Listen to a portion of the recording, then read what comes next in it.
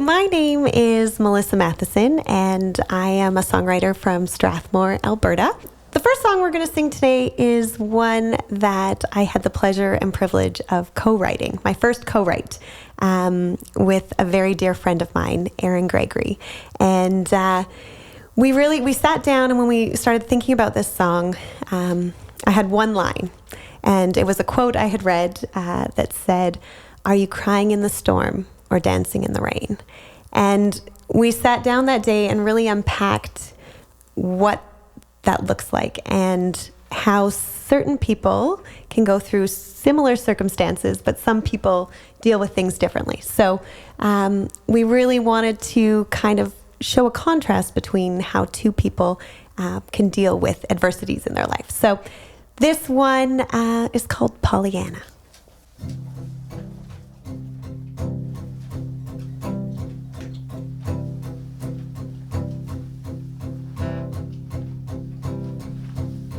Are you crying in the storm or dancing in the rain? Hiding from the hurt or standing in the pain? When your world caves in and there's no one to blame? Are you crying in the storm or dancing in the rain? I'm looking around, you're looking in the mirror. I'm drowning in facts, you're facing your fears. I'm sitting in pocket, shifting in gear. You're moving ahead, I'm staying right here. Pollyanna, how did you do it? How did you know you'd get through it? What would you say to a girl who just can't seem to overcome her yesterday? Right now it feels my world's been torn apart. I'm not looking for all the answers, just a start. Pollyanna, your steps are getting lighter, you're walking on air. For me it feels heavy, too much to bear. You're dreaming new dreams and making new plans. I'm living in a past that's out of my hands. Pollyanna, how did you do it? You saw the storm and rode right through it. Pollyanna, what would you say to a girl who never learned to settle up and ride away? Without him here it just seems so damn hard. You always seem to find the light inside the dark. Pollyanna, you were brave and you were bold. You owned what you could own. Still found beauty and a way to carry on. I guess the best that I can do is accept that I have work to do. Will you be the compass for my desperate heart? Pollyanna, I'm working through it. Without you, I could not do it. Step by step, I'm getting stronger. I see the silver lining in the shadows I've conquered. The chapters of our life pass either way, but I'm learning it's me who writes the page. Pollyanna, Pollyanna, Pollyanna, Pollyanna.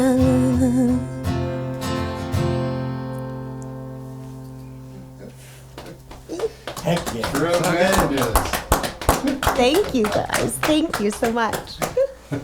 The second one I'm going to sing for you guys today is a special one that I wrote for my grandpa. And this song has given me so many gifts. Number one, writing it. It was like a trip down memory lane, just getting the opportunity to think about all of those special moments together. And then after we recorded this song, we had the opportunity to do a music video. And that day is still one of my most special days that I got to spend at the farm with just my grandpa. Because now I have 3 little boys who love to come to the farm as well. And that's a beautiful thing.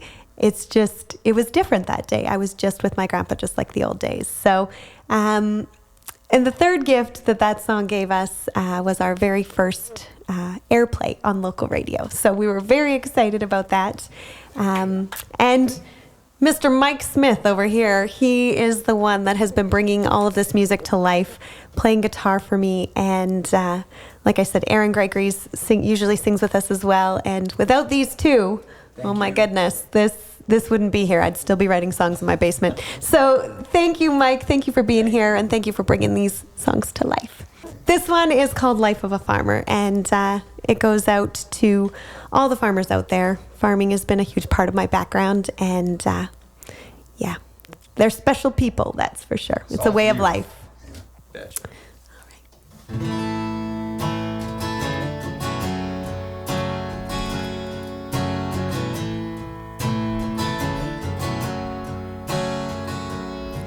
Your lines tell a story of a different time, living on Daimler covered in grime, with outdoor tractors, bench seat trucks, getting everything you need for less than $5, starting every morning before the sun comes up. Coffee and cigarettes, your first loves, your elbow hanging out the window of the truck, Carhartt overalls covered in dust. The days were long, the times were tough, but they were built on heart and sweat and love. All for having a home to hang your hat on, praying for rain, checking the herd, fixing the fence, digging in the dirt. That's the life of a farmer, through the eyes of his granddaughter.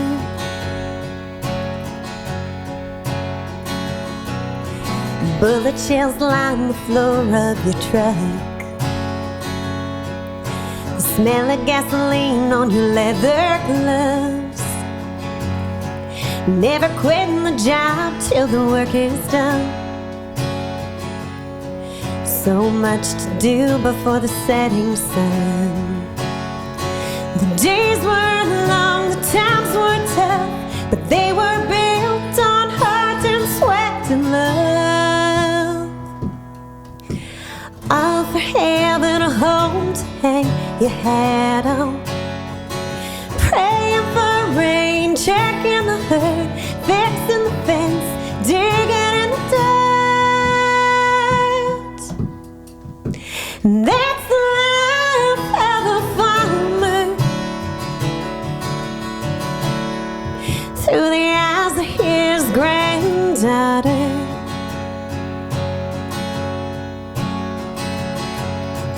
Things look a little bit different now, and time moves slower since they sold the cows. But your pocket knife still in your cut-up jeans, ready for anything the day may bring. The days are long, the times are tough, but they are built on heart and sweat and love. All for having a home to hang your hat on, You're still praying for rain, coffee with friends, digging for dirt, checking your friends.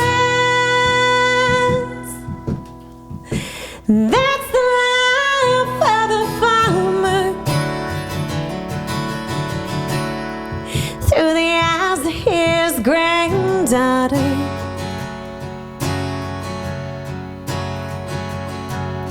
Your dog's still barking from the steering wheel. You can't beat the way that girl makes you feel. Your lines tell a story of a different time. A child's memories filled with pride.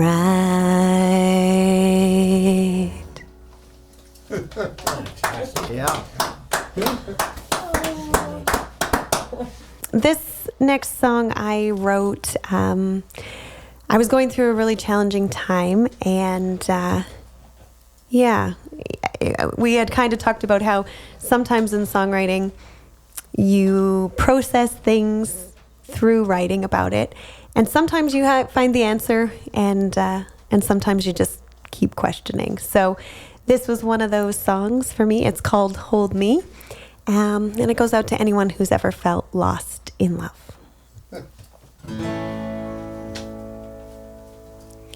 One foot in front of the other, faith in each other, that's what I'm trying to do. I'm losing steam, view looks the same, not sure where I'm going with you. I'm living with the ghost of the man you used to be. I remember the way you used to look at me.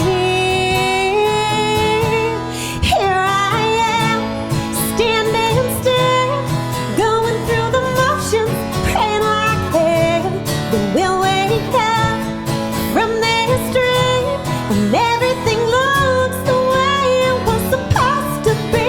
I wanna feel your love again. I miss my best friend. Hold me before it's too late. I don't know how we got here. There's been some hard years. Feels like we're living a lie. Nothing makes sense now, but we took a strong vow, confiding in each other always. So why does it feel like with every step we take, we're moving further away from the life we promised to make? Here I am, standing still, going through the motions, praying like hell that we'll wake up from this dream, and everything looks the way it was supposed to be. I wanna feel your love again. I miss my best friend. Hold me before it's too late. Is it too late? Do we quit right now and accept our fate? Has the time come to move on? 'Cause here I am, standing still, I'm going through the motions, praying like hell that we'll wake up from this dream, and everything looks the way it was supposed to be. I wanna feel your love again. I miss my best friend. Hold me before it's too late. Hold me before it's too late. Hold me. Is it too late? Hello and welcome to the Resilient Artist Podcast. Today we have joining us country artist Melissa Matheson. Welcome to the show. Thank you. Melissa Matheson is a native of Strathmore, Alberta. She began her songwriting journey in 2020 as a silver lining to the pandemic. Melissa channels her spirit and authenticity into each of her songs, drawing inspiration from those around her. She is enjoying every minute of this journey and so excited for the road ahead. Welcome to the podcast. You've described the journey of balancing family and pursuing your dreams as a balancing act. Can you share a moment in your life when you felt that pull in opposite directions and how you navigated it? Honestly, I feel like that is a daily thing when you're a mom. I know you're a mom, and just I've got 3 little boys, so wanting to be present and wanting to be there for all of the things that they have going on. Totally. But there's also that gift where when you put a little bit of time into your own passions and your own hobbies, I think it really recharges your battery, and I think you can show up better and be fully present with them, but also taking that time for yourself is really important. And I think too, when the kids see you chasing your dreams and really diving into your own passion, it teaches them that they can go after their dreams. Totally, 100%. So Melissa, with being a mom and as busy as you are, as you both know, so when life gets crazy or when unexpected things happen, how do you stay focused and clear on your goals and what you're working towards in your career? I think it's really important sometimes to step back and just have that reflection piece. I feel connected to nature, and sometimes I just need to go for a walk. Whether it's a Sunday by the river or just taking those few extra moments to regroup and really realize what's important, what you're doing. And honestly, I think exercise, I was talking about this the other day, I think it is so good for your mental health and your well-being, and just kind of to hit that reset button, having a little bit of time for you can kind of clear your perspective and give you a new vision on things that are happening in your world.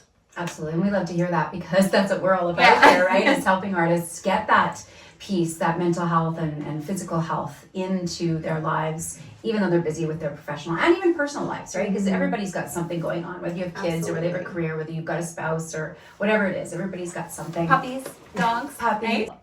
So we've kind of talked about how family always comes first. How do you balance ensuring that family comes first when you have deadlines and priorities and other things going on in your world? What are some tools that you use to ensure that you're always showing up as mom first and family first, and then the rest of your world? I think this is so relevant because I feel like currently right now, this is even today, being here today, and I work full time and making sure the kids have other plans this evening, but making this a priority. I wanted to be here, and just having those really clear timelines, I guess, and prioritizing as things come up.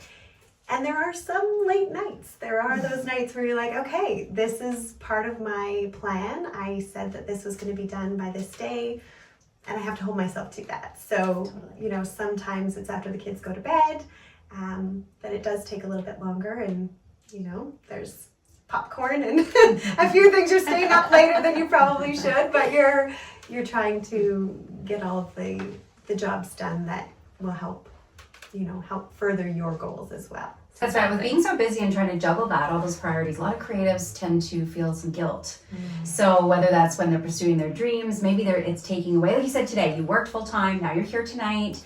So do you have any advice for people in your shoes, any artists out there who might be experiencing that kind of guilt or tension? Do you have any advice for somebody for dealing with that, or how do you deal with that yourself? I was going to say, I can relate to that because I feel like I do experience that, and that is a constant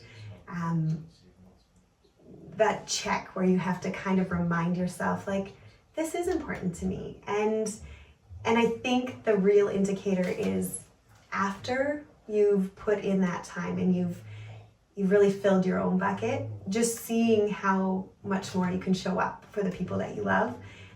It's almost like I said, it's like recharging your battery. And I I think when I sit back and reflect on that, I know leading up to a big show or things, sometimes that balance piece isn't always there. It's more of a pendulum. Like you're focused fully on one thing and then you're a little bit more focused on another thing.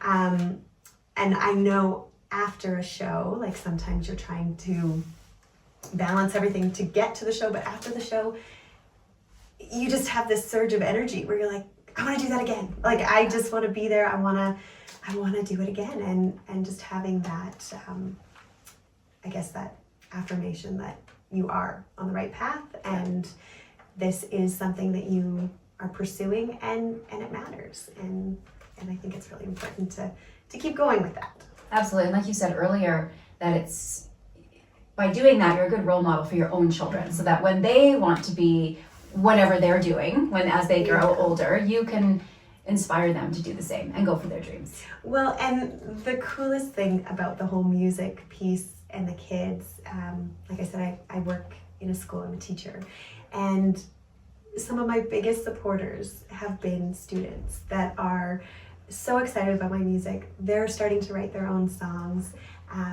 We've had a few little assembly type things where we've brought all the kids together, and just to hear them singing the words of my song back, like they are so supportive, and I just hope that it encourages them to chase their dreams. And well, it sounds like you are already. Totally, shaping the future. Yeah, that's so fun. I love that. I love that too. So how has your personal life affected your art, your songwriting, your creative process? I think it shapes every aspect of my... That's a big question. I honestly, I think, like I am relatively new to songwriting. My journey started, like you were saying, in 2020.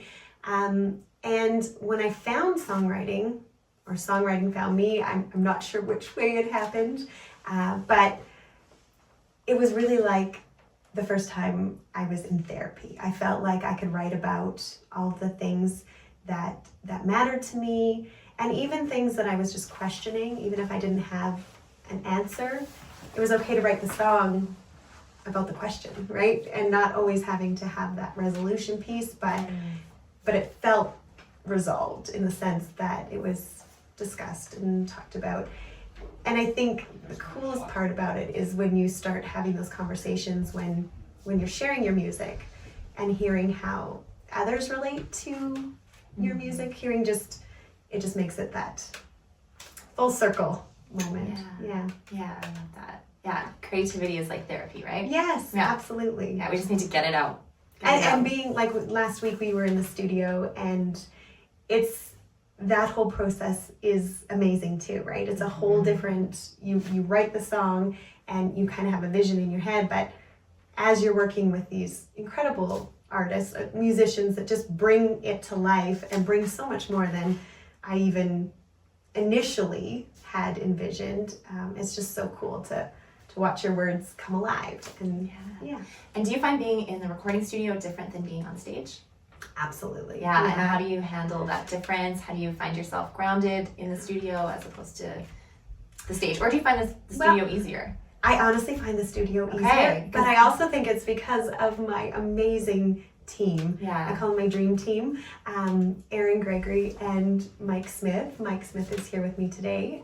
He plays guitar for us, and Aaron Gregory sings backup.